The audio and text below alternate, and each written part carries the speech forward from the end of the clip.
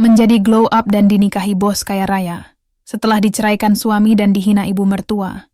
Namaku Yunita. Aku tinggal di sebuah perumahan sederhana di pinggiran Jakarta, tepatnya di daerah Cibubur.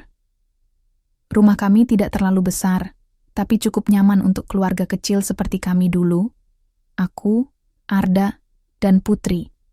Anak kami yang sekarang belum genap berusia 1 tahun. Dulu, aku begitu bangga bisa membangun rumah tangga bersama Arda. Dia adalah pria yang tampan, pekerja keras, dan selalu membuatku merasa spesial saat kami masih pacaran. Tapi, semua itu lenyap seiring waktu.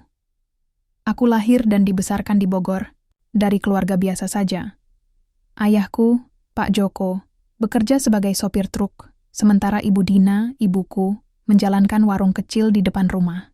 Mereka adalah orang tua yang baik, meski seringkali aku merasa canggung dengan nasihat-nasihat mereka tentang cara menjadi istri yang baik.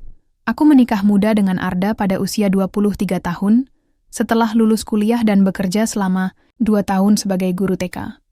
Saat itu, aku pikir aku sudah siap untuk menghadapi hidup bersama suami. Ternyata, aku salah. Rumah tanggaku mulai retak setelah Putri lahir. Semua dimulai dengan hal-hal kecil.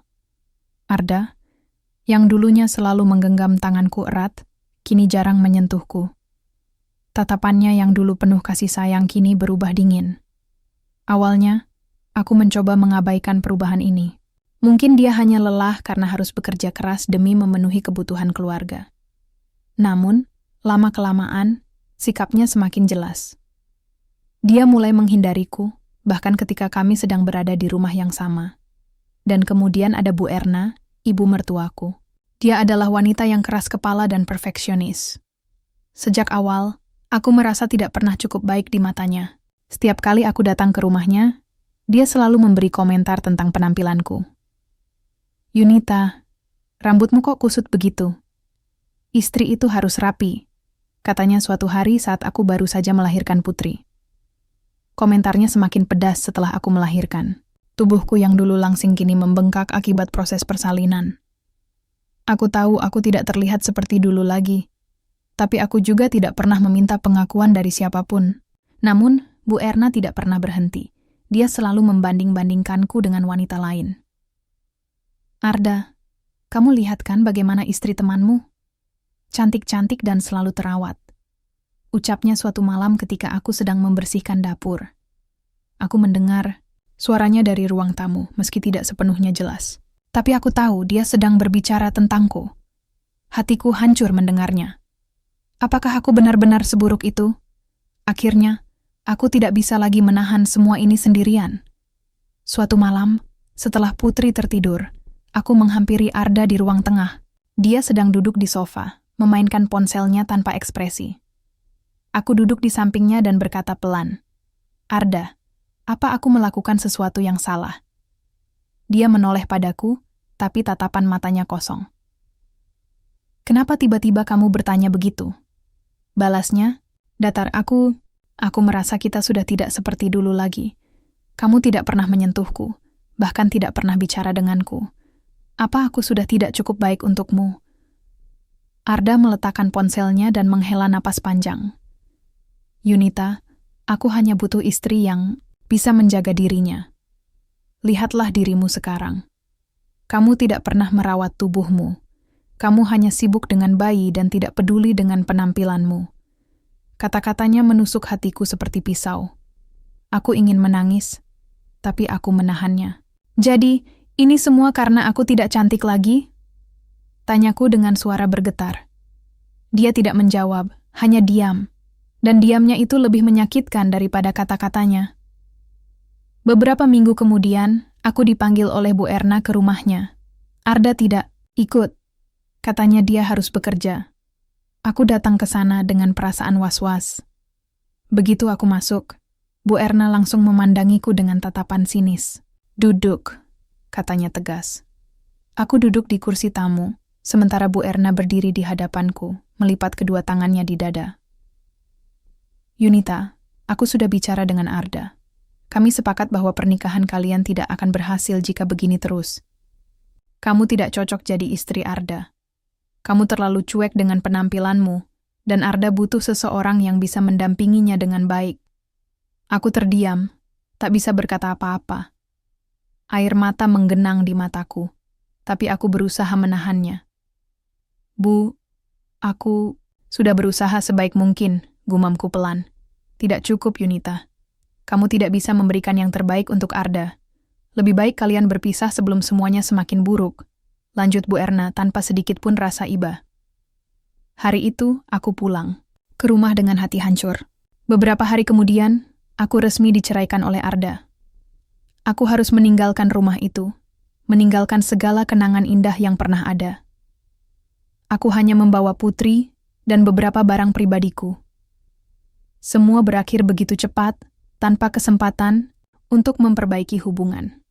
Aku kembali ke rumah orang tuaku di Bogor, membawa luka yang dalam dan pertanyaan yang tak kunjung terjawab.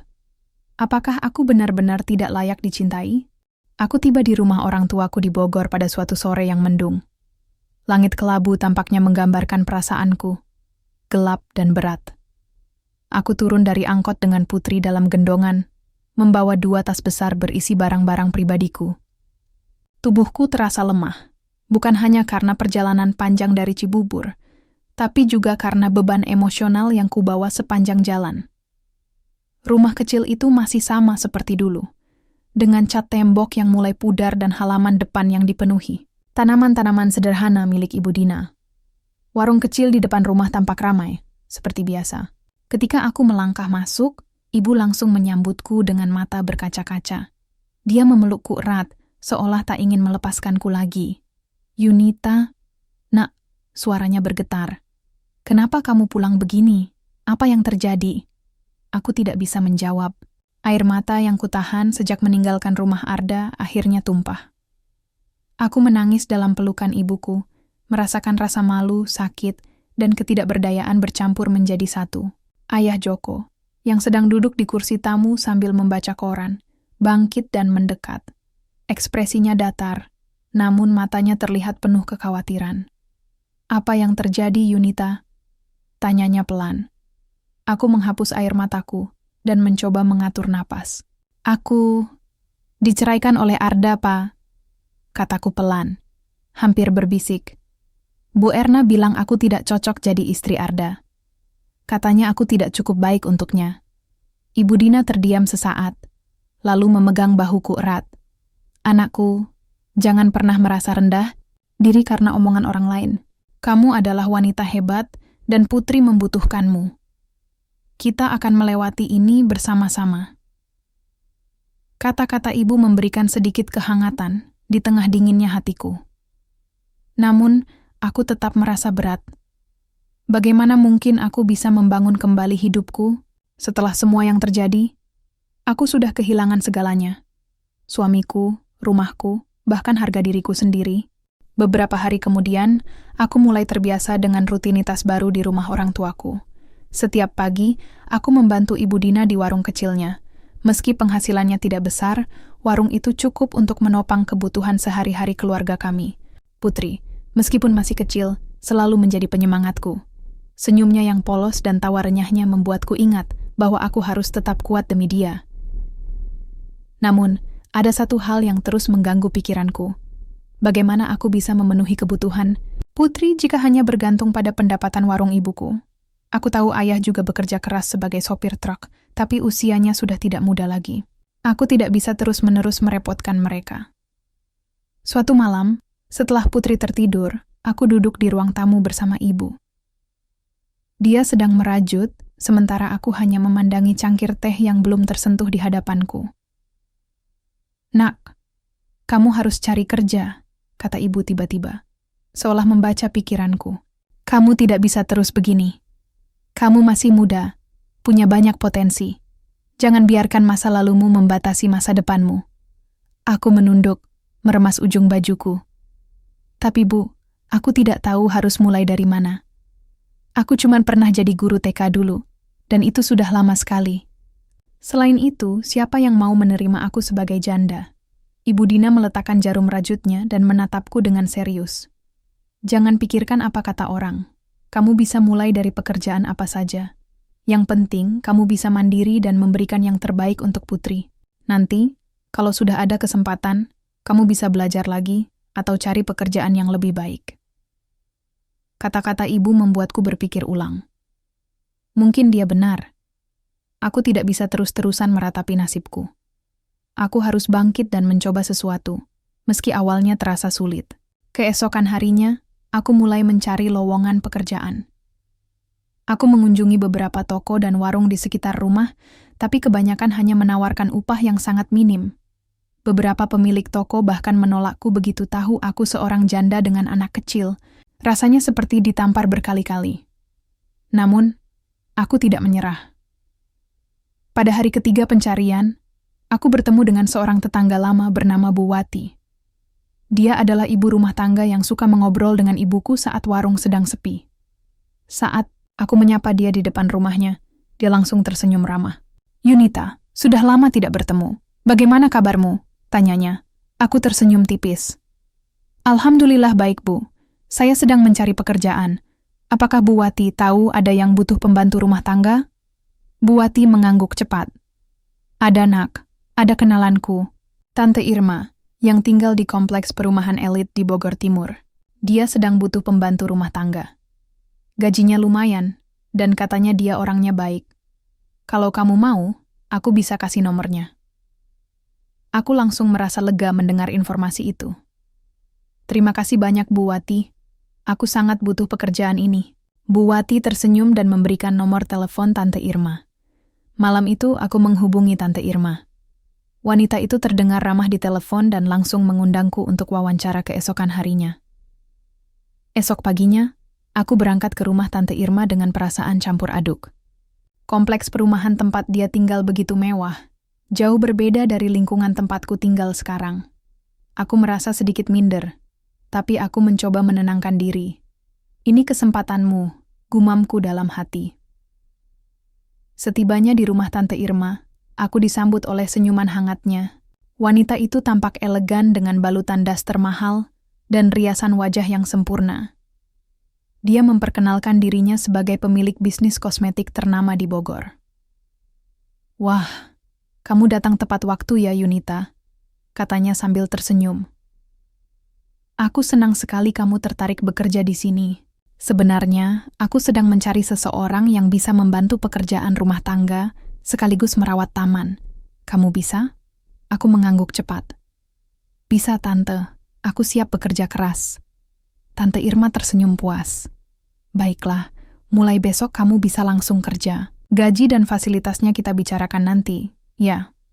Aku tidak bisa menahan rasa syukur yang memenuhi hatiku. Akhirnya, aku mendapatkan pekerjaan. Meski hanya sebagai pembantu rumah tangga, aku yakin ini adalah langkah pertama menuju kehidupan yang lebih baik. Hari pertama bekerja di rumah Tante Irma terasa seperti mimpi. Aku tiba di kompleks perumahan elit Bogor Timur pada pagi hari yang cerah, dengan Putri tertidur pulas di pangkuan ibuku di rumah. Setelah mencium keningnya dan memastikan dia dalam keadaan baik, aku berangkat dengan angkutan umum. Di sepanjang perjalanan, aku merapal doa agar semuanya berjalan lancar. Ini adalah kesempatan besar bagiku, dan aku tidak ingin mengecewakan siapapun, terutama diriku sendiri. Rumah Tante Irma begitu megah, bahkan lebih mewah daripada yang kubayangkan saat pertama kali datang untuk wawancara. Bangunan 2 lantai. Itu tampak seperti istana kecil, dengan halaman luas yang dipenuhi bunga-bunga indah dan kolam renang di sisi kanan. Aku sempat merasa canggung ketika masuk ke dalam rumah, tapi Tante Irma langsung menyambutku dengan senyuman hangat. "Selamat pagi, Yunita," sapanya ceria. "Ayo, aku akan tunjukkan apa saja yang harus kamu kerjakan." Dia membawaiku berkeliling rumah, menjelaskan tugas-tugasku secara detail. Selain membersihkan rumah, aku juga diminta merawat tanaman di halaman belakang. Meski pekerjaannya cukup banyak, aku merasa lega karena tugas-tugas itu tidak terlalu sulit untuk dilakukan. Yang membuatku terkejut adalah sikap Tante Irma yang sangat ramah dan tidak sombong, meskipun status sosial kami jelas berbeda. Setelah beberapa jam bekerja, Tante Irma memanggilku ke ruang tamu. Dia duduk di sofa besar dengan secangkir teh di tangannya, sementara aku berdiri agak canggung di depannya. "Yunita," katanya pelan, Aku melihatmu bekerja keras tadi. Kamu pasti lelah ya? Aku menggeleng cepat. Tidak, Tante. Aku senang bisa bekerja di sini. Tante Irma tersenyum. Bagus, aku senang mendengarnya. Tapi, ada satu hal yang ingin aku bicarakan. Dia bangkit dari sofa dan mengambil sesuatu dari meja samping. Itu adalah kotak kecil berwarna emas dengan logo sebuah merek kosmetik ternama. Ini untukmu, katanya sambil menyerahkan kotak itu padaku.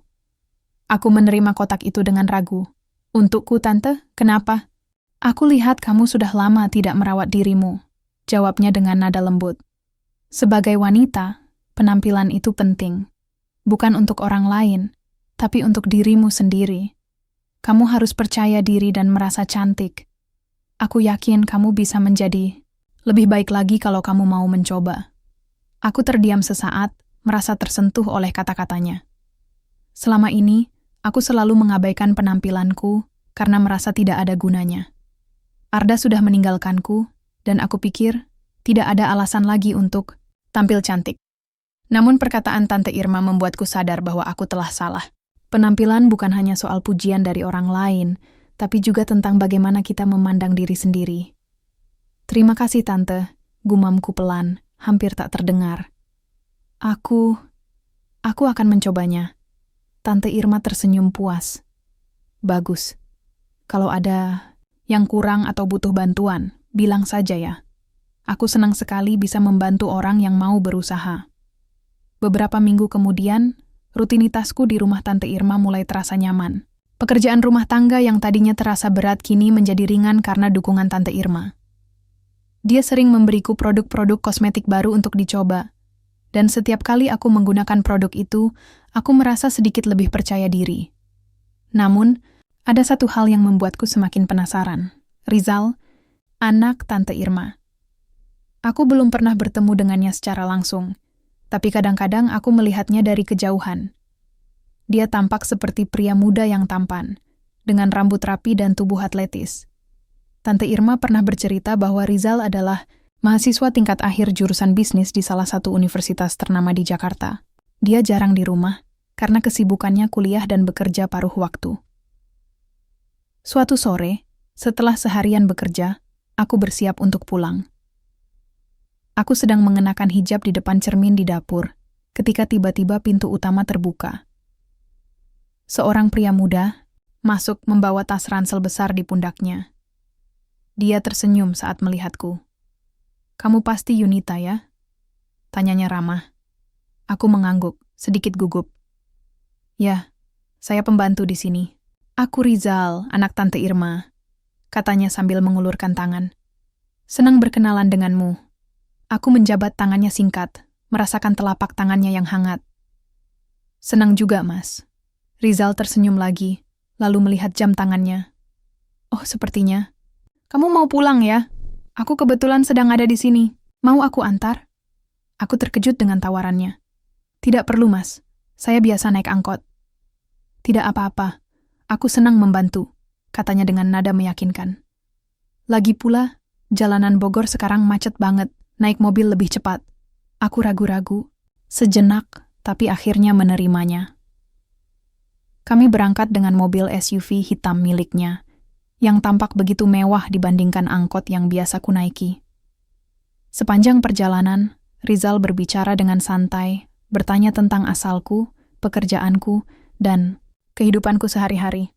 Aku merasa nyaman berbicara dengannya, meskipun tetap ada jarak sosial yang sulit diabaikan. Sesampainya di rumah, aku mengucapkan terima kasih padanya. "Terima kasih sudah mengantarku, Mas. Sungguh sangat membantu." Rizal tersenyum hangat. "Sama-sama. Kalau ada apa-apa, kamu bisa hubungi aku. Mama juga pasti senang kalau kamu merasa nyaman di rumah." Aku mengangguk, lalu turun dari mobil. Setelah mobilnya hilang di ujung jalan, aku berdiri di depan rumah, merasa ada sesuatu yang berbeda. Ada perasaan aneh yang mulai tumbuh di hatiku, tapi aku mencoba mengabaikannya. "Ini hanya kebaikan dari majikan," gumamku dalam hati. Jangan berharap lebih. Namun entah kenapa, kehadiran Rizal terus terngiang-ngiang di pikiranku malam itu. Hari-hari berikutnya di rumah Tante Irma terasa semakin ringan. Aku mulai merasakan perubahan kecil dalam diriku, baik dari luar maupun dalam. Produk-produk kosmetik yang diberikan Tante Irma membuat kulit wajahku tampak lebih cerah, dan aku belajar merawat diri dengan cara-cara sederhana yang diajarkannya. Meski awalnya hanya sekadar mengikuti saran, aku perlahan menyadari bahwa ada sesuatu yang berbeda dalam cara aku memandang diriku sendiri. Refleksi di cermin tidak lagi menunjukkan seorang wanita yang hancur, tapi seseorang yang sedang berusaha bangkit. Namun ada satu hal yang sulit kuhindari, Rizal. Setiap kali dia pulang ke rumah, aku selalu merasa canggung sekaligus nyaman dalam waktu bersamaan. Dia sering datang ke dapur atau ruang tamu tempat aku bekerja, hanya untuk menyapa atau sekadar bertanya tentang kabar Putri, yang kadang-kadang kuceritakan meski singkat. Dia selalu tersenyum ramah, mendengarkan setiap kata yang kuucapkan, dan entah kenapa, sikap itu membuatku merasa dihargai. Suatu sore, saat aku sedang menyapu halaman belakang, Rizal tiba-tiba muncul dengan 2 gelas teh dingin di tangannya. "Ini untukmu," katanya sambil menyerahkan salah satu gelas padaku. "Kamu pasti haus." Aku mengambil gelas itu dengan sedikit ragu. "Terima kasih, Mas. Sebenarnya tidak perlu repot-repot." "Tidak apa-apa," balasnya santai. "Lagi pula, kamu sudah bekerja keras seharian. Istirahat sebentar juga nggak masalah." Aku tersenyum tipis, lalu duduk di kursi taman dekat kolam renang. Rizal duduk di sebelahku, minum tehnya sambil memandangi langit sore yang mulai berwarna jingga. Ada sesuatu dalam suasana ini yang membuatku merasa tenang, seolah dunia yang biasanya gaduh tiba-tiba menjadi sunyi. "Yunita," katanya tiba-tiba, suaranya lembut namun penuh rasa ingin tahu. "Apa kamu bahagia sekarang?" Pertanyaannya membuatku terkejut. Aku menoleh ke arahnya, mencoba membaca ekspresi wajahnya. "Kenapa tiba-tiba nanya begitu, Mas?" Dia tersenyum tipis. "Hanya penasaran. Kamu terlihat seperti orang yang punya banyak cerita, tapi jarang bercerita tentang dirimu sendiri." Aku menghela napas panjang, merenung sejenak sebelum menjawab. Aku masih belajar untuk bahagia, Mas. Mungkin belum sepenuhnya, tapi aku sedang berusaha." Rizal mengangguk pelan. "Itu bagus. Setiap orang butuh proses untuk menemukan kebahagiaannya. Yang penting, kamu tidak menyerah." Kata-katanya membuat hatiku terasa hangat. Selama ini, aku selalu merasa bahwa kebahagiaanku tergantung pada pengakuan orang lain. Arda, Bu Erna, bahkan masyarakat yang memandang rendah seorang janda. Namun, Rizal membuatku sadar bahwa kebahagiaan adalah sesuatu yang harus kuperjuangkan untuk diriku sendiri. Beberapa minggu kemudian, rutinitasku di rumah Tante Irma tetap sama, tapi interaksiku dengan Rizal semakin sering. Dia mulai mengantarku pulang setiap hari tanpa diminta, bahkan kadang-kadang menanyakan apakah aku butuh bantuan tambahan di rumah. Pada awalnya, aku merasa canggung menerima perlakuannya yang terlalu baik. Bagaimana mungkin seorang anak majikan bisa begitu perhatian kepada pembantunya? Namun, lama-lama aku mulai merasa nyaman dengan kehadirannya. Suatu malam, setelah seharian bekerja, aku sedang duduk di kursi tamu rumah Tante Irma, membersihkan alat-alat kosmetik yang dipakai untuk display. Rizal tiba-tiba masuk ke ruangan itu, mengenakan kaos putih polos dan celana pendek hitam. Dia tampak rileks, berbeda dari biasanya yang selalu terlihat formal. "Masih sibuk?" tanyanya dengan nada santai. Aku mengangguk. "Iya, Mas. Ini tinggal dikit lagi." Rizal duduk di sofa di seberangku, memandangiku dengan sorot mata yang aneh. "Kamu tahu, Yunita, Mama sering bercerita tentangmu." Aku terkejut mendengarnya. "Benarkah?" "Apa katanya?" "Dia bilang kamu pekerja keras, jujur, dan punya potensi besar. Dia juga bilang kalau kamu sedang berusaha bangkit dari masa lalu." Aku menunduk, meremas lap kecil di tanganku. "Aku cuma ingin memberikan yang terbaik untuk Putri, Mas. Itu saja." "Aku salut sama kamu," lanjutnya pelan. "Tidak semua orang bisa bangkit setelah melewati masa-masa sulit seperti yang kamu alami. Kamu hebat, Yunita." Aku menatapnya, merasakan air mata mulai menggenang di mataku. Entah kenapa, Pujian darinya terasa begitu berarti. Selama ini, aku selalu merasa tidak cukup baik, tidak cukup cantik, tidak cukup layak. Tapi Rizal melihatku dengan cara yang berbeda. Sebagai seseorang yang patut dihargai. Suaraku tercekat. Aku cuma berusaha jadi yang terbaik, Mas. Tapi kadang aku merasa, aku nggak pantas dapat kebaikan dari orang-orang seperti kamu. Rizal menggeleng cepat. Jangan pernah merasa begitu. Kamu layak mendapatkan kebahagiaan, Yunita. Kamu layak dicintai. Detik itu, rasanya dunia berhenti berputar. Kata-katanya seperti petir yang menyambar hatiku, membuat segala pertahananku runtuh. Air mata yang kutahan akhirnya tumpah. Aku menutup wajahku dengan kedua tangan, tak ingin dia melihat betapa rapuhnya aku. Rizal bangkit dari sofanya dan duduk di sebelahku. Dia meletakkan tangannya di bahuku dengan lembut. Maaf kalau aku membuatmu sedih. Aku hanya ingin kamu tahu bahwa kamu tidak sendirian. Aku akan selalu ada untukmu jika kamu membutuhkanku. Aku mengangkat wajahku, menatap matanya yang penuh kehangatan. Kenapa? Kenapa kamu begitu baik padaku, Mas? Dia tersenyum tipis. Karena aku peduli, Yunita. Dan mungkin karena aku mulai merasa sesuatu yang lebih dari sekadar kepedulian. Hatiku berdebar kencang mendengar pengakuannya. Aku tahu aku tidak bisa langsung menerima perasaannya begitu saja. Trauma masa laluku masih terlalu segar, dan status sosial kami begitu berbeda. Namun, entah kenapa, aku merasa bahwa Rizal adalah orang yang bisa dipercaya. Dia bukan Arda, yang meninggalkanku begitu saja ketika aku tidak lagi memenuhi standarnya. Dia berbeda. Malam itu, aku pulang ke rumah dengan perasaan campur aduk. Di satu sisi, aku merasa senang karena ada seseorang yang benar-benar peduli padaku. Di sisi lain, aku takut untuk membuka hati lagi. Namun, ada satu hal yang pasti. Kehadiran Rizal mulai membawa warna baru dalam hidupku.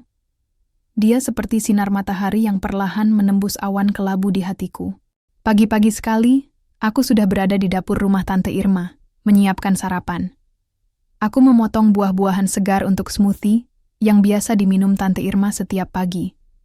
Sementara blender berbunyi pelan, pikiranku melayang ke malam sebelumnya, kepada percakapan mendalam dengan Rizal. Kata-katanya terngiang-ngiang di benakku. Kamu layak dicintai. Aku tidak tahu apakah aku siap untuk membuka hatiku lagi. Tapi satu hal yang pasti adalah bahwa aku mulai merasa lebih percaya diri. Tidak hanya karena perhatian Rizal, tapi juga karena perubahan kecil dalam diriku sendiri. Setelah pekerjaan pagi selesai, Tante Irma masuk ke dapur sambil membawa beberapa produk kosmetik baru. Dia tersenyum lebar melihatku sedang membersihkan meja. Yunita, katanya ceria. Aku punya sesuatu untukmu. Aku menghentikan aktivitasku dan menoleh padanya. Untukku, Tante. Dia meletakkan kotak kecil berwarna biru muda di atas meja. Ini rangkaian skincare terbaru dari brand kita. Aku ingin kamu mencobanya. Aku yakin kamu akan suka. Aku mengambil kotak itu dengan rasa penasaran. Terima kasih banyak, Tante. Ini sangat berarti bagiku. Tante Irma duduk di kursi dekat meja dapur, menatapku dengan ekspresi penuh semangat. Aku senang sekali melihat transformasimu, Yunita. Kamu sudah jauh lebih percaya diri dibandingkan saat pertama kali datang ke sini. Kamu tahu, cantik itu bukan hanya soal fisik, tapi juga tentang aura yang kamu pancarkan. Dan sekarang, aura positifmu sudah mulai terlihat. Aku merasa dadaku hangat mendengar pujian itu. Selama ini, aku selalu berusaha keras untuk tidak peduli pada omongan orang lain. Tapi kata-kata Tante Irma membuatku sadar bahwa perubahan yang kulakukan bukan hanya untuk orang lain, tapi juga untuk diriku sendiri. Omong-omong, lanjut Tante Irma, kamu pernah berpikir untuk belajar lebih dalam tentang kosmetik? Aku sering mengadakan pelatihan untuk tim marketing dan beauty consultant. Mungkin kamu tertarik? Aku terkejut dengan tawarannya. Pelatihan kosmetik, Tante? Aku nggak yakin bisa. Tentu saja bisa, balasnya cepat. Kamu punya potensi besar, Yunita. Kamu hanya perlu kesempatan untuk belajar. Kalau kamu mau, aku bisa daftarkan kamu ke kelas minggu depan. Gratis, tentu saja. Aku ragu-ragu sejenak, lalu mengangguk pelan. Baiklah tante, aku akan coba. Seminggu kemudian, aku hadir di salah satu ruangan pelatihan di kantor pusat perusahaan kosmetik milik Tante Irma.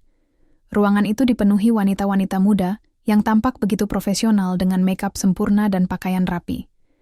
Aku merasa sedikit minder dengan penampilanku yang masih sederhana, tapi aku mencoba mengabaikan perasaan itu.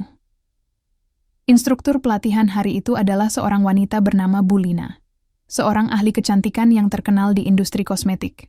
Dia menjelaskan berbagai teknik dasar merias wajah, mulai dari membersihkan kulit hingga aplikasi foundation dan bedak.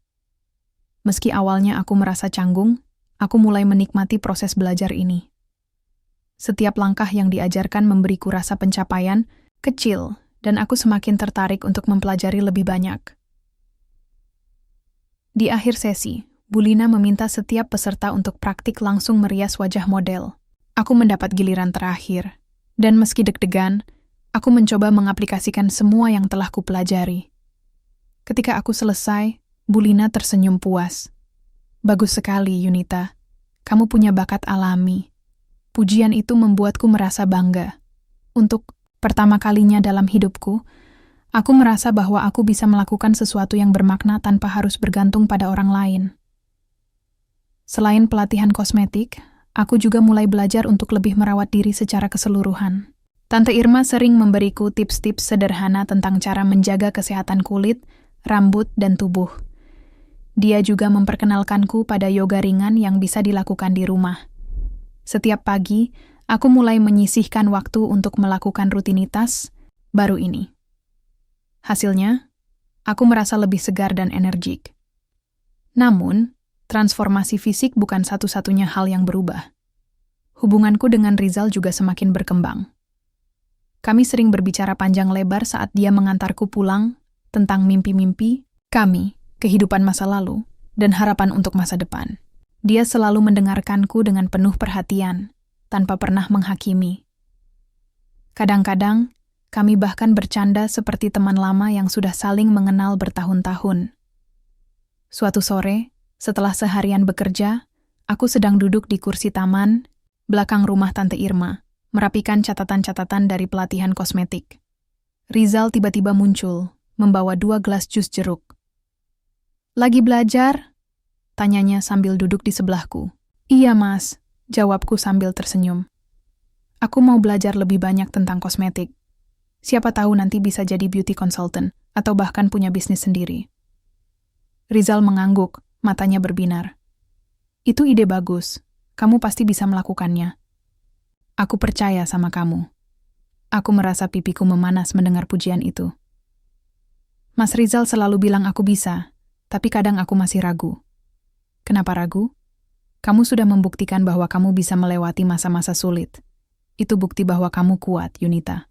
Jangan takut untuk bermimpi lebih besar. Kata-katanya membuatku merenung. Selama ini, aku selalu membatasi diri dengan rasa takut gagal. Namun, melalui dukungan Rizal dan Tante Irma, aku mulai percaya bahwa aku bisa mencapai hal-hal yang lebih besar daripada yang pernah kubayangkan. Malam itu, aku pulang ke rumah dengan perasaan penuh semangat. Di depan cermin di kamarku, aku mencoba merias wajahku menggunakan teknik yang baru kupelajari. Ketika selesai, aku menatap refleksi diriku di cermin. Wanita yang kulihat di sana bukan lagi wanita yang hancur dan penuh trauma.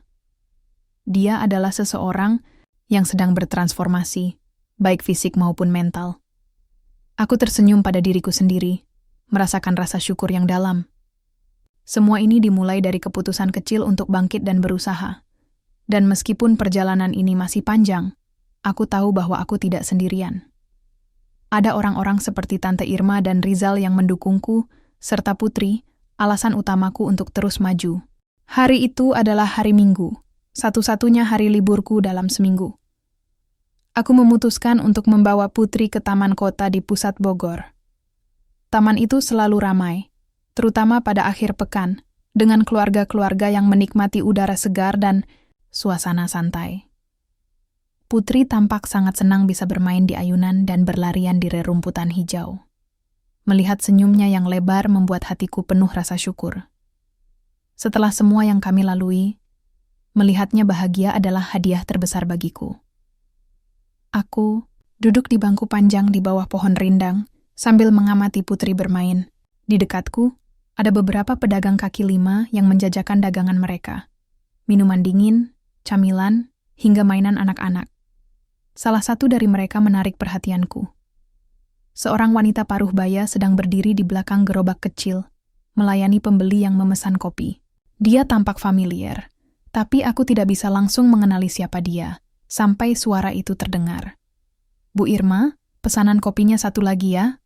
Seru seorang pria yang sedang duduk di meja plastik kecil. Mataku membelalak. "Irma?" Aku mencoba fokus pada wajah wanita itu, dan detik berikutnya, jantungku berdegup kencang. Itu.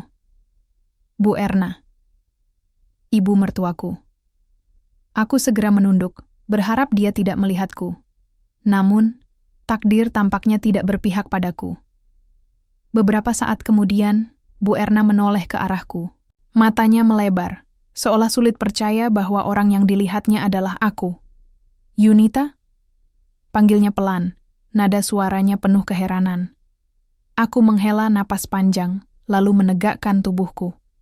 "Bu Erna," balasku datar, tanpa ekspresi. Dia mendekatiku dengan langkah ragu. Kamu benar-benar Yunita?" Aku mengangguk singkat. "Iya, Bu." Bu Erna memandangiku dari ujung kepala sampai ujung kaki. Matanya menyipit seperti sedang memeriksa sesuatu. "Wah, kamu sudah banyak berubah, Nak.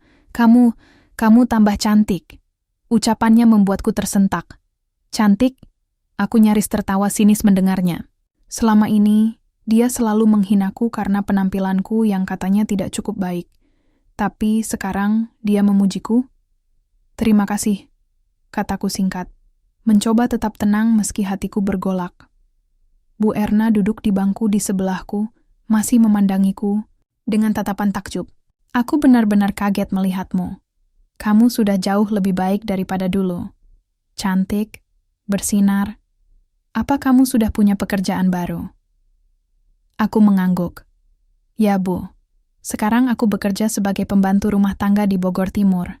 Majikanku baik, dan aku juga sedang belajar tentang kosmetik." Bu Erna tersenyum lebar. Namun ada sesuatu dalam senyumannya yang terasa aneh bagiku. "Bagus sekali, Nak. Kamu pantas mendapatkan yang terbaik setelah semua yang terjadi." Aku menatapnya curiga. Kenapa tiba-tiba Bu Erna begitu baik padaku? Dulu Bu bilang aku tidak cocok jadi istri Arda. Dia terdiam sesaat, lalu menundukkan kepala. Aku salah, Yunita. Aku hanya ingin Arda bahagia, tapi caraku salah. Aku terlalu keras padamu, dan aku minta maaf." Kata-katanya membuatku terkejut. Selama ini, aku tidak pernah membayangkan Bu Erna akan meminta maaf padaku. Namun, entah kenapa, permintaan maaf itu terasa hampa. Apakah ini hanya basa-basi? Sebelum aku sempat menjawab, Arda tiba-tiba muncul dari balik gerobak.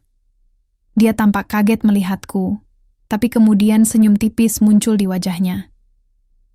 "Yunita," aku menatapnya dingin. "Apa kabarmu, Arda?" Dia terlihat gugup, tangan kanannya memainkan cangkir kopi yang dibawanya. "Baik, alhamdulillah. Kamu sudah berubah ya. Kamu terlihat sangat cantik." Aku nyaris tertawa mendengar pujian itu. Setelah semua penghinaan yang dia lontarkan padaku, sekarang dia berkata bahwa aku cantik. Ini terlalu ironis. "Kenapa kalian di sini?" tanyaku, mencoba mengalihkan topik. Arda dan Bu Erna saling bertukar pandang sejenak. Kami sedang mencoba bisnis kecil-kecilan," jawab Arda pelan. "Setelah cerai, aku kesulitan mencari pekerjaan yang layak, jadi kami memutuskan untuk berjualan kopi di taman." Aku hanya mengangguk, tanpa berkomentar apapun. Ada bagian dalam diriku yang merasa lega melihat mereka berjuang seperti ini. Karma, mungkin, tapi aku juga merasa iba. Mereka tampak jauh berbeda dari dulu, lebih sederhana, lebih rendah hati. "Yunita," kata Bu Erna tiba-tiba, suaranya penuh harap. Aku ingin kamu dan Arda rujuk. Kamu sudah berubah jadi lebih baik, dan aku yakin kamu bisa menjadi istri yang hebat untuk Arda." Aku terdiam, tak percaya dengan apa yang barusan ku dengar. Rujuk? Setelah semua yang mereka lakukan padaku? Aku menatap Bu Erna dengan mata penuh kemarahan. "Bu, apa Bu serius mengatakannya?" Bu Erna mengangguk cepat. "Ya, Nak. Aku benar-benar menyesal atas apa yang sudah terjadi. Aku ingin keluarga kita utuh kembali." Aku menggeleng keras. "Tidak, Bu. Aku sudah move on. Aku tidak butuh Arda lagi. Aku sudah bisa hidup mandiri tanpa dia."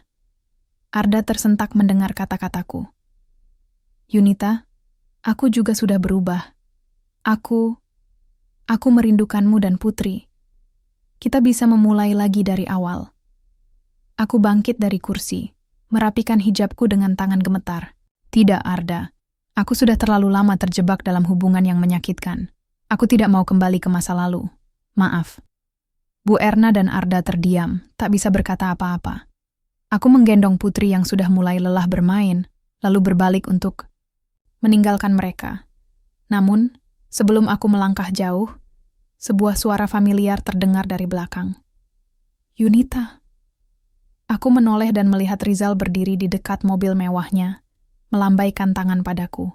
Dia tersenyum hangat, lalu berjalan mendekatiku. Saat dia sampai di sisiku, dia menatap Bu Erna dan Arda dengan ekspresi dingin. "Ada masalah?" tanyanya. Nada suaranya tegas. Aku menggeleng cepat. "Tidak, Mas. Ayo pulang." Rizal mengangguk, lalu membuka pintu mobil untukku dan Putri. Ketika kami masuk ke dalam mobil, aku melihat Bu Erna dan Arda masih berdiri di tempat. Wajah mereka penuh kebingungan. Mereka diam, tak bisa berkata apa-apa saat mobil Rizal melaju meninggalkan taman. Di dalam mobil, aku menatap Rizal dengan penuh rasa terima kasih. "Terima kasih sudah datang, Mas." Dia tersenyum tipis. "Aku kebetulan lewat dan melihatmu dari jauh. Kamu terlihat tegang, jadi aku langsung mendekat." Aku menghela napas panjang, merasakan ketenangan yang luar biasa. Aku bertemu Bu Erna dan Arda tadi. Mereka ingin aku rujuk dengan Arda. Rizal mengernyit. "Dan apa jawabanmu?" Aku menolak. Aku sudah tidak butuh mereka lagi. Dia mengangguk, lalu menepuk tanganku dengan lembut.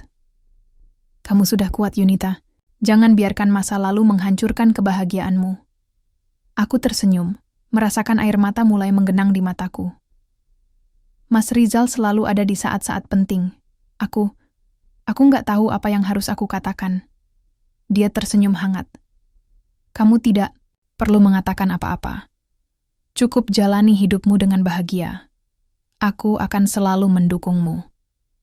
Detik itu, aku merasa bahwa aku telah menemukan tempat baru untuk bersandar. Bukan di masa lalu yang menyakitkan, tapi di masa depan yang penuh harapan. Minggu-minggu setelah pertemuan di taman itu terasa seperti babak baru dalam hidupku. Setiap hari, aku bangun dengan perasaan ringan yang tak pernah kurasakan sebelumnya. Aku tidak lagi merasa terbebani oleh bayang-bayang masa lalu, oleh penghinaan Bu Erna, oleh ketidakpedulian Arda, atau oleh rasa rendah diri yang selama ini mengikatku. Sebaliknya, aku merasa bebas. Bebas untuk menentukan jalan hidupku sendiri, bebas untuk mencintai diriku, dan bebas untuk membangun masa depan yang lebih baik bagi Putri. Tante Irma juga tampak semakin bangga melihat perkembanganku. Dia sering berkomentar tentang bagaimana transformasiku bukan hanya soal fisik, tapi juga sikap dan cara pandangku terhadap hidup. "Kamu sudah berubah menjadi wanita yang tangguh, Yunita," katanya suatu sore saat kami minum teh di ruang tamu. "Aku senang sekali bisa melihatmu seperti ini." Aku tersenyum tipis, merasakan kehangatan dari pujian itu. Semua ini karena dukungan tante. Tanpa tante, aku mungkin masih terjebak dalam trauma masa lalu. Tante Irma menggeleng pelan. "Tidak, Nak. Kamu sendiri yang membuat keputusan untuk berubah. Aku hanya membantu sedikit-sedikit. Yang penting, kamu sudah menyadari bahwa kamu layak mendapatkan kebahagiaan." Percakapan itu membuatku merenung. Selama ini, aku selalu merasa bahwa kebahagiaan adalah sesuatu yang harus diberikan oleh orang lain, oleh Arda, oleh keluarga, bahkan oleh masyarakat. Namun, sekarang aku mulai menyadari bahwa kebahagiaan adalah pilihan yang harus kuambil sendiri. Dan setiap langkah kecil yang kulakukan, belajar merawat diri, bekerja keras, bahkan belajar tentang kosmetik, adalah bagian dari proses itu. Seiring waktu, hubunganku dengan Rizal juga semakin erat. Meski dia anak majikanku, aku tidak merasa canggung lagi bersamanya.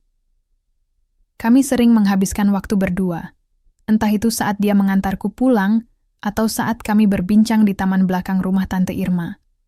Dia selalu mendengarkanku dengan penuh perhatian, memberikan masukan tanpa pernah menghakimi, dan membuatku merasa bahwa aku punya tempat untuk bersandar. Suatu malam, setelah seharian bekerja, aku sedang duduk di kursi taman belakang, menikmati angin malam yang sejuk. Rizal tiba-tiba datang, membawa 2 gelas coklat panas. "Ini untukmu," katanya sambil duduk di sebelahku. "Terima kasih, Mas," balasku sambil tersenyum. "Ini enak sekali." Rizal menatapku lekat-lekat, matanya berbinar seperti bintang di langit malam.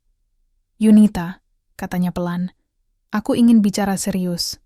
Aku meneguk coklat panasku, merasakan degup jantungku mulai meningkat. "Serius? Tentang apa, Mas?" Dia menghela napas panjang, lalu menatap mataku dengan penuh keyakinan. Aku sudah lama ingin bilang ini. Aku jatuh cinta padamu, Yunita, bukan karena status sosialmu atau pekerjaanmu, tapi karena siapa dirimu. Kamu adalah wanita yang kuat, mandiri, dan penuh harapan. Aku ingin bersamamu, menjalani hidup ini bersama-sama. Aku terdiam, merasakan air mata mulai menggenang di mataku. Kata-katanya begitu tulus, begitu jujur, hingga sulit untuk tidak terharu. Namun, ada bagian dalam diriku yang masih ragu. Bagaimana mungkin seorang pria seperti Rizal bisa mencintai seseorang sepertiku? Apakah aku pantas menerima cintanya? "Mas, Rizal," suaraku tercekat. Aku tidak tahu harus bilang apa. Aku sangat berterima kasih atas semua kebaikanmu, tapi aku tahu kamu masih ragu, potongnya lembut. Tapi aku tidak akan memaksamu. Aku hanya ingin kamu tahu bahwa aku serius. Aku ingin membangun masa depan bersamamu dan Putri. Kamu tidak perlu takut lagi. Aku akan selalu ada untukmu. Aku menatapnya lama, merasakan hatiku perlahan-lahan luluh. Trauma masa laluku masih ada, tapi aku tahu bahwa Rizal bukan Arda. Dia adalah orang yang berbeda, lebih baik, lebih peduli, dan lebih tulus. Dengan ragu-ragu, aku mengangguk pelan. "Baiklah, Mas. Aku mau mencoba." Senyuman lebar langsung merekah di wajah Rizal. Dia meraih tanganku, menggenggamnya dengan lembut. "Terima kasih, Yunita. Kamu tidak akan menyesal." Beberapa minggu kemudian, aku mengundang Rizal ke rumah orang tuaku di Bogor untuk mengenalkannya pada Ibu Dina dan Pak Joko. Awalnya, aku khawatir mereka akan menolak hubungan ini karena perbedaan status sosial kami. Namun, ternyata mereka langsung menyukai Rizal. Ayah bahkan sempat berkomentar, "Anak ini baik, Nak. Dia benar-benar mencintaimu." Setelah pertemuan itu, aku merasa semakin yakin bahwa hubungan ini adalah hal yang benar untuk dilakukan. Bahkan, Tante Irma juga memberkati hubungan kami. "Aku sudah lama berharap kamu bisa menemukan kebahagiaan, Yunita," katanya suatu sore. "Dan sekarang, kamu sudah menemukannya. Rizal adalah pria yang baik. Aku percaya dia akan membuatmu bahagia. Namun, ada satu rahasia kecil yang belum kupahami hingga beberapa waktu kemudian. Suatu malam, saat aku sedang membantu Ibu Dina di warung, dia tiba-tiba berkata, 'Nak, ada sesuatu yang harus kamu tahu tentang Bu Erna.' Aku menoleh cepat, penasaran. 'Apa, Bu?' Ibu Dina menghela napas panjang, lalu mulai bercerita. 'Dulu, sebelum kamu menikah dengan Arda, aku pernah bertemu Bu Erna di sebuah acara arisan. Saat itu, dia bercerita tentang masa mudanya. Ternyata, dia dulunya juga seorang janda yang dihina oleh mantan suaminya. Itu sebabnya dia begitu keras kepala terhadapmu. Dia takut sejarah itu terulang pada Arda.' Aku terdiam, merenungkan kata-kata ibuku. Aku tidak pernah menyangka bahwa Bu Erna memiliki luka masa lalu yang begitu dalam. Mungkin itulah alasan kenapa dia begitu keras padaku. Dia takut Arda akan mengalami nasib yang sama seperti mantan suaminya. Namun, meski aku mulai memahami sudut pandangnya, aku tetap tidak bisa memaafkan semua yang telah dia lakukan padaku. Ibu, aku mengerti, kataku pelan. Tapi itu tidak mengubah apa yang sudah terjadi. Aku sudah memilih untuk melanjutkan hidupku tanpa mereka. Ibu Dina mengangguk, lalu memelukku erat. Kamu sudah kuat, nak. Sekarang fokus saja pada kebahagiaanmu sendiri. Akhirnya setelah beberapa bulan berpacaran, Rizal melamarku secara resmi. Dia datang ke rumah orang tuaku dengan cincin sederhana namun indah, dan berlutut di hadapanku. Yunita, aku ingin kita menjalani hidup ini bersama-sama. Maukah kamu menjadi istriku? Aku tidak bisa menahan air mata bahagia yang mengalir deras di pipiku. Ya, Mas, aku mau. Putri, yang sekarang sudah mulai bisa berbicara, tertawa riang melihat kami berpelukan. Dia berkata, "Mama cantik." Kami semua tertawa, merasakan kebahagiaan yang luar biasa. Untuk pertama kalinya dalam hidupku, aku merasa bahwa aku telah menemukan tempatku yang sebenarnya, di antara orang-orang yang mencintaiku, mendukungku, dan membuatku merasa layak dicintai. Hari pernikahanku dengan Rizal tiba lebih cepat dari yang kuduga. Meski sederhana, acara itu dipenuhi kehangatan dan cinta yang melimpah. Kami memilih untuk menggelar pesta di halaman belakang rumah Tante Irma. Tempat aku pertama kali merasa diterima dan dihargai sebagai diriku sendiri. Dekorasi bunga-bunga segar menghiasi setiap sudut halaman, sementara tenda putih besar berdiri di tengah-tengah, melindungi kami dari sinar matahari yang terik. Aku mengenakan gaun pengantin sederhana berwarna putih gading, dengan hijab yang dihiasi rendah halus. Penampilanku hari itu benar-benar hasil dari semua pelajaran kosmetik yang telah kupelajari. Aku merias wajahku sendiri, menggunakan produk-produk yang sering diberikan Tante Irma. Ketika aku melihat refleksi diriku di cermin, aku hampir tidak mengenali wanita di hadapanku. Bukan karena penampilanku yang berubah drastis, tapi karena aura kebahagiaan yang memancar dari dalam diriku. Putri, yang sekarang sudah berusia 2 tahun, menjadi pendamping pengantin cilik. Dia terlihat begitu lucu dengan gaun kecil berwarna pink pastel, lengkap dengan mahkota bunga di kepala. Dia berlarian di antara para tamu, tertawa riang sambil membagikan mawar-mawar kecil kepada mereka. Setiap kali dia berlari ke arahku, dia selalu berkata, "Mama cantik." Rizal, yang mengenakan setelan jas biru tua, tampak sangat tampan. Matanya yang hangat tak pernah lepas dariku sepanjang hari.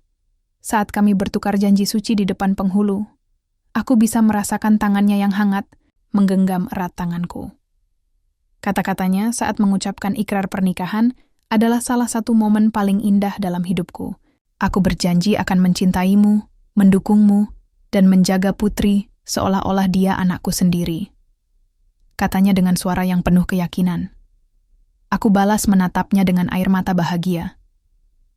Aku berjanji akan menjadi istri yang baik untukmu, dan bersama-sama kita akan membangun keluarga yang penuh kasih. Setelah acara ijab kabul selesai, para tamu memberikan ucapan selamat kepada kami. Ibu Dina dan Pak Joko terlihat begitu bangga, sementara Tante Irma meneteskan air mata bahagia. "Kamu seperti anakku sendiri, Yunita," katanya sambil memelukku erat. "Aku bahagia sekali melihatmu menemukan kebahagiaan ini." Namun, ada satu momen yang tak terduga di hari itu. Di tengah keriuhan acara, seorang pria mendekati kami dengan langkah ragu-ragu. Aku langsung mengenali siapa dia, Arda. Dia tampak berbeda dari terakhir kali aku melihatnya di taman. Wajahnya kurus, pakaiannya sederhana, dan ada sesuatu dalam tatapannya yang membuatku merasa kasihan. "Yunita." "Rizal," katanya pelan, suaranya bergetar. "Selamat atas pernikahan kalian." Aku terdiam sejenak, lalu tersenyum tipis. "Terima kasih, Arda." Dia menunduk, tampak malu.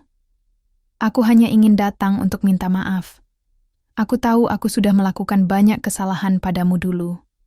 Aku sudah berubah, Yunita." Aku harap kamu bisa membuka hatimu untuk memaafkanku. Aku menatapnya lama, merenungkan kata-katanya. Mungkin dulu aku akan merasa marah atau dendam, tapi sekarang aku tidak lagi merasakan apapun. Trauma masa laluku sudah sembuh, dan aku tidak lagi terjebak dalam rasa sakit itu. Aku mengangguk pelan. Aku memaafkanmu, Arda. Tapi tolong pahami bahwa hidupku sudah berjalan di jalur yang baru sekarang. Arda mengangguk, matanya berkaca-kaca. Terima kasih, Yunita. Kamu layak mendapatkan kebahagiaan ini. Setelah mengucapkan beberapa kata terima kasih kepada tamu lainnya, Arda pergi meninggalkan pesta. Rizal merangkul pundakku, memberikan rasa nyaman yang tak tergantikan. Kamu hebat, Yunita, katanya lembut. Aku bangga padamu. Beberapa bulan kemudian, aku resmi menjadi mitra bisnis Tante Irma. Dia mengajakku untuk membuka cabang baru toko kosmetik di Bogor Timur, dengan namaku sebagai pemilik. Awalnya, aku merasa tidak yakin apakah aku bisa menjalankan bisnis ini sendiri. Namun, Tante Irma meyakinkanku bahwa aku memiliki bakat alami dalam bidang ini. Kamu sudah belajar banyak, Yunita, katanya suatu sore saat kami merencanakan strategi pemasaran. Sekarang waktunya kamu mempraktikannya. Aku percaya kamu bisa melakukannya. Akhirnya, toko kosmetik pertamaku dibuka dengan nama Glow Up Beauty. Toko itu menjadi tempat yang ramai dikunjungi oleh para wanita yang ingin belajar tentang perawatan diri dan produk kosmetik. Aku juga mulai mengadakan pelatihan kecantikan mingguan, berbagi ilmu yang telah kupelajari kepada orang lain. Melihat senyum para peserta pelatihan membuatku merasa bahwa aku sedang memberikan dampak positif bagi kehidupan mereka. Di sisi lain, kehidupan keluargaku bersama Rizal dan Putri semakin harmonis. Rizal adalah suami yang penuh perhatian, dan dia sangat menyayangi Putri seperti anaknya sendiri. Putri, yang sekarang mulai tumbuh besar, selalu memanggilnya Papa dengan penuh kehangatan. Setiap malam, kami menghabiskan waktu bersama di ruang tamu, bermain, bercerita, atau sekadar menonton film favorit. Suatu hari, aku dan Rizal menghadiri sebuah acara amal di Jakarta. Acara itu diadakan untuk membantu anak-anak dari keluarga kurang mampu mendapatkan akses pendidikan yang lebih baik. Saat sedang berbincang dengan beberapa tamu, aku melihat sosok familiar di kejauhan, Bu Erna. Dia sedang duduk di sudut ruangan, tampak lebih tua dan rapuh dibandingkan terakhir kali aku melihatnya. Aku ragu-ragu sejenak, lalu memutuskan untuk mendekatinya. Bu Erna, sapaku pelan. Dia menoleh, matanya melebar melihatku. Yunita, aku tersenyum tipis. Bagaimana kabar, Bu? Dia menunduk, tampak malu. Baik, Nak. Aku mendengar kamu sudah membuka toko kosmetik. Kamu hebat sekali. Terima kasih, Bu, balasku singkat. Bu Erna menghela napas panjang. Aku hanya ingin bilang, aku benar-benar bangga padamu, Yunita. Kamu sudah menjadi wanita yang luar biasa. Aku menyesal atas semua yang sudah aku lakukan padamu. Aku menatapnya lama, merasakan rasa iba yang mendalam. Aku sudah memaafkanmu, Bu. Semoga ke depannya kita bisa menjadi lebih baik. Bu Erna mengangguk, matanya berkaca-kaca. Setelah mengucapkan beberapa kata terima kasih, dia pergi meninggalkan acara. Aku kembali ke sisi Rizal, yang langsung merangkulku dengan penuh kehangatan. Kamu luar biasa, Yunita, katanya pelan. Kamu sudah berhasil melewati semua ini. Aku tersenyum, merasakan ketenangan yang luar biasa dalam hatiku. Aku tidak lagi terjebak dalam bayang-bayang masa lalu. Aku sudah menemukan cinta, kebahagiaan, dan tujuan hidupku sendiri. Dan yang paling penting, aku telah belajar bahwa cantik bukan hanya soal fisik, tapi juga tentang hati yang kuat, mandiri, dan penuh harapan.